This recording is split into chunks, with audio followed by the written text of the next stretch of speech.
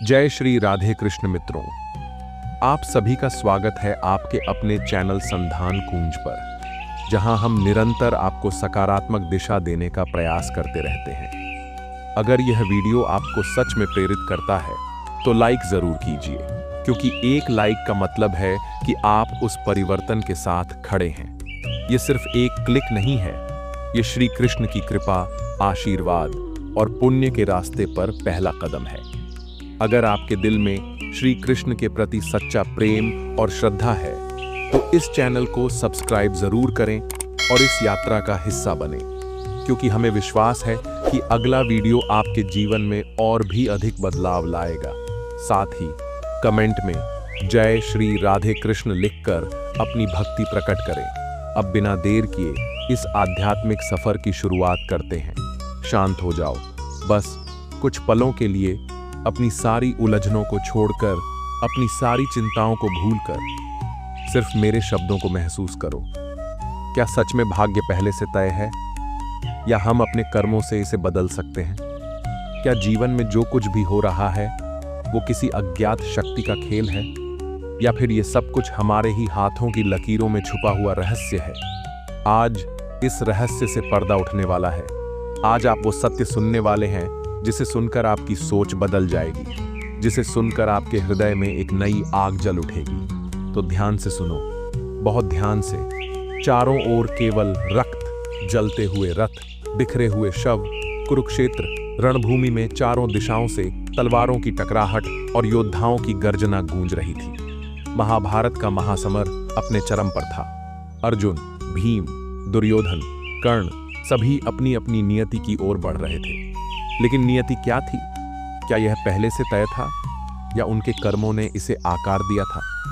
रणभूमि के एक कोने में, जहां नंगे वृक्षों की शाखाएं भी अब रक्त से सनी थीं, एक नन्ही चिड़िया अपने घोंसले में अपने छोटे छोटे बच्चों के साथ थी। युद्ध की भयंकर लपटों से बेखबर वह अपने बच्चों को सुरक्षित रखने की कोशिश कर रही थी। घोंसले के नीचे एक विशालकाय युद्ध रथ खड़ा था, कर्ण का रथ।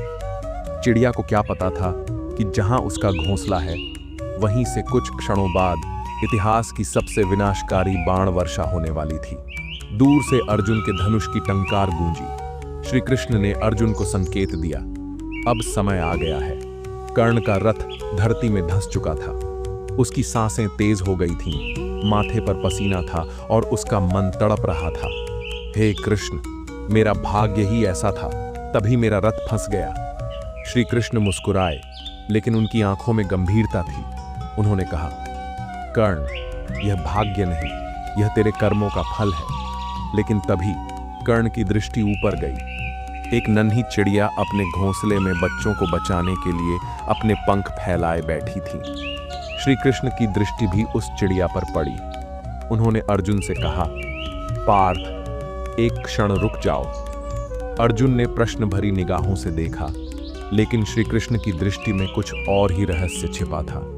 वो चिड़िया जो एक छोटे से घोंसले में अपने नन्हे परिवार के साथ थी, उसने युद्ध की भीषणता के बावजूद अपने कर्म नहीं छोड़े। उसने अपने बच्चों को ढक रखा था, भले ही अगला बाण उसकी दुनिया को खत्म कर सकता था। श्री कृष्ण मुस्कुराए, यह देखो पार्थ, यह चिड़िया भाग्य की नहीं बल्कि कर्म की शक्ति पर विश्वास करती है। यह सोचकर नहीं बैठी कि जो होगा उसे रोका नहीं जा सकता। यह प्रयास कर रही है, और यही सच्चा धर्म है।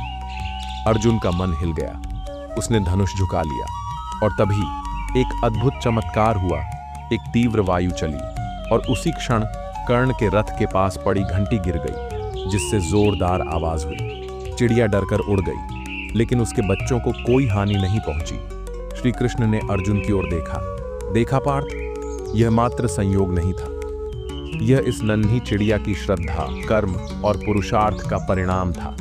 जिसने कर्म किया, ईश्वर ने उसके भाग्य को बदल दिया। जानिए इस कथा का असली सार। जब महाभारत का युद्ध चल रहा था, तो वह चिड़िया अपने छोटे छोटे बच्चों को बचाने के लिए अपने पंखों से ढके हुए थी। युद्ध की भीषणता और आसन्न विनाश के बावजूद उसने घोंसला छोड़कर भागने की बजाय अपने कर्म, अपने बच्चों की रक्षा करने पर ध्यान दिया।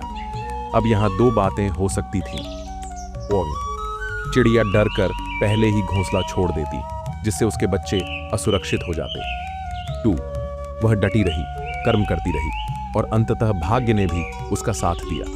रथ की घंटी गिर गई, जोर से आवाज हुई और चिड़िया को उड़ने का अवसर मिला, लेकिन उसके बच्चे बच गए।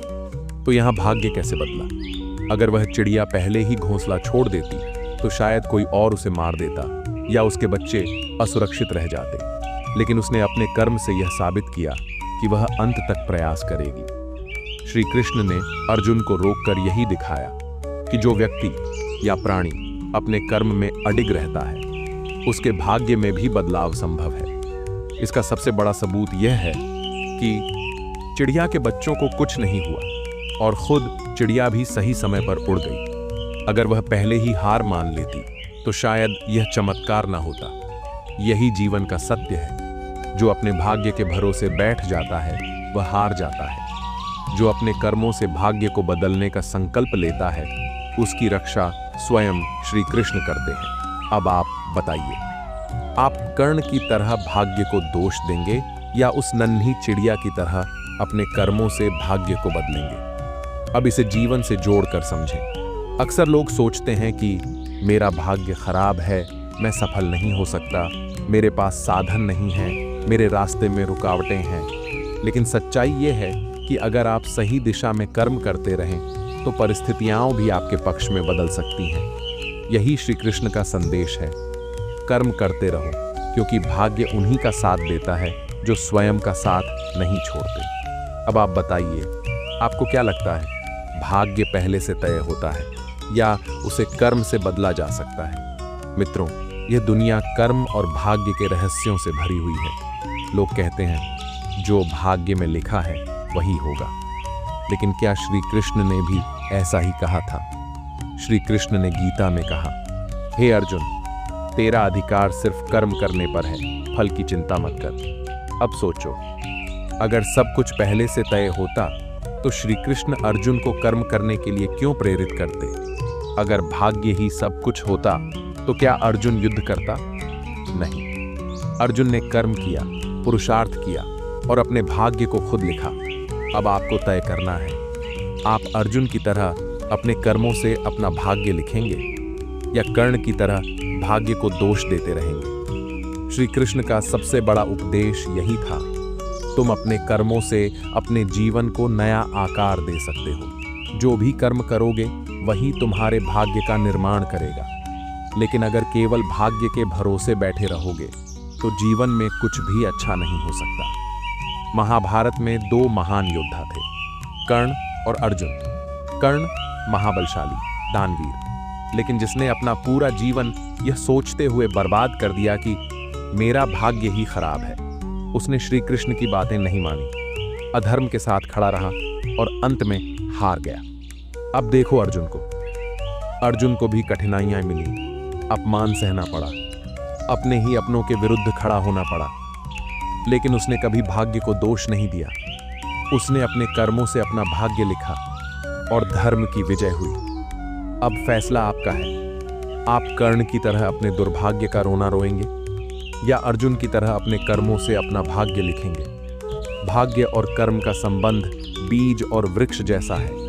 आपका वर्तमान भाग्य आपके पिछले कर्मों का परिणाम है, लेकिन आपका भविष्य का भाग्य आपके आज के कर्मों पर निर्भर करता है। अगर आप सही कर्म करें तो बुरा भाग्य भी बदल सकता है, और अगर आप गलत कर्म करें तो अच्छा भाग्य भी बिगड़ सकता है। क्या आपको लगता है दुनिया के लोग अपने भाग्य से लड़ा नहीं सकते? हमारे आसपास हर दिन हमें लाखों लोग दिखते हैं जो सिर्फ अपनी स्थिति, अपनी समस्याओं और संघर्षों में उलझे रहते हैं। उनका जीवन एक शून्यता में फंसा सा लगता है। क्या सच में ऐसा है? क्या दुनिया का हर इंसान अपने कर्मों से भाग्य बदलने की शक्ति नहीं रखता? महाभारत का युद्ध, जिसमें धर्म, अधर्म, अच्छाई और बुराई का संघर्ष था, हमें यह सिखाता है कि सिर्फ भाग्य के भरोसे नहीं बैठना चाहिए। अर्जुन के पास सारी शक्तियां थीं, लेकिन वह कभी भी डर और संकोच के कारण हार मान सकता था। लेकिन श्री कृष्ण ने उसे यह समझाया कि अगर तुम अपने कर्मों में विश्वास रखते हो और सही दिशा में लड़ते हो तो भाग्य स्वयं तुम्हारा साथ देगा। वो चिड़िया, वो योद्धा, वो अद्भुत राक्षस जो अपनी जिंदगी की आखिरी पल तक लड़ता रहा, वह चिड़िया जो अपने बच्चों को बचाने के लिए मृत्यु के साथ संघर्ष करती रही, उसे दिखाया गया कि किस प्रकार कर्म खुद के उद्देश्य में दृढ़ विश्वास भाग्य के रास्ते खोल सकता है। आज जब लोग अपने जीवन में संघर्ष कर रहे हैं तो यह संदेश और भी महत्वपूर्ण हो जाता है कि आपके कर्म ही आपके भाग्य को बदल सकते हैं। यह वीडियो सिर्फ मनोरंजन के लिए नहीं है, इसमें छिपा है जीवन का सबसे बड़ा सत्य। कर्म का फल कभी गलत नहीं होता। आप सिर्फ ये नहीं सोचिए कि आपकी समस्याएं बहुत बड़ी हैं या आपके पास सब कुछ नहीं है, बल्कि सोचिए कि हर रोज एक छोटा कदम उठाने से कैसे आपका जीवन बदल सकता है। अगर आप भी भाग्य के खेल को बदलना चाहते हैं तो आपके अंदर वही शक्ति है जो उस चिड़िया में थी। अपने कर्म में विश्वास रखें। अगर आप सच में अपने भाग्य को बदलना चाहते हैं तो 3 चीजें अपनाइए। 1, सत्कर्म, सच्चाई और धर्म के मार्ग पर चलें। 2, पुरुषार्थ, कभी हार मत माने, निरंतर प्रयास करें। 3, श्रद्धा, श्री कृष्ण पर अटूट विश्वास रखें। अगर अर्जुन युद्ध छोड़ देता तो क्या धर्म की विजय होती? नहीं, लेकिन उसने श्री कृष्ण की शरण में रहकर अपना कर्म किया और अपना भाग्य स्वयं लिखा। एक असली कहानी जो आपके भाग्य को हिला देगी। एक बालक था, निर्धन परिवार में जन्मा, जिसका भाग्य कहता था कि वह जीवन भर गरीबी में रहेगा, जिसे पढ़ाई के लिए मोमबत्ती की रोशनी में बैठना पड़ता था, जिसे समाज ने कहा तेरा भाग्य ही खराब है, तू कभी कुछ नहीं कर पाएगा। लेकिन यह बालक हार मानने वालों में से नहीं था। उसने अपने कर्मों पर विश्वास किया, मेहनत का मार्ग चुना। धीरे धीरे उसकी मेहनत रंग लाने लगी। समाज जिसने उसे अयोग्य समझा था, वही समाज एक दिन उसे राष्ट्रपिता कहने लगा। हाँ मित्रों, ये कोई और नहीं बल्कि महात्मा गांधी थे। अगर वह भी भाग्य के भरोसे बैठे रहते तो क्या भारत को स्वतंत्रता मिल पाती? नहीं, उन्होंने अपने कर्मों से अपने ही नहीं बल्कि पूरे राष्ट्र का भाग्य बदल दिया। तो फिर आप क्यों नहीं कर सकते? आपका निर्णय क्या है? अब आपको निर्णय लेना है। आप भी मानते हैं कि कर्म ही भाग्य का निर्माता है?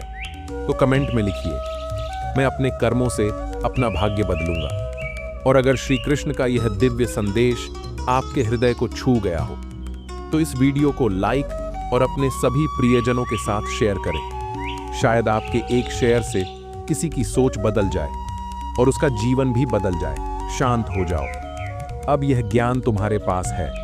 अब यह निर्णय तुम्हें लेना है। भाग्य को दोष दोगे या अपने कर्मों से अपने जीवन को महान बनाओगे? सोचो, महसूस करो और सही निर्णय लो, क्योंकि भाग्य वही बनता है जो कर्म के हाथों आकार पाता है। अगर आपको यह वीडियो पसंद आया हो तो इसे लाइक जरूर करें और अपने प्रिय दोस्तों के साथ शेयर करें। आपकी प्रतिक्रिया हमारे लिए अनमोल है, इसलिए कमेंट में जय श्री राधे कृष्ण लिखकर अपना स्नेह जरूर जताएं। ऐसे ही और ज्ञानवर्धक और प्रेरणादायक वीडियो देखने के लिए हमारे चैनल संधान कुंज को सब्सक्राइब करना ना भूलें और साथ ही घंटी का बटन दबाएं ताकि हर नया वीडियो सबसे पहले आप तक पहुंचे।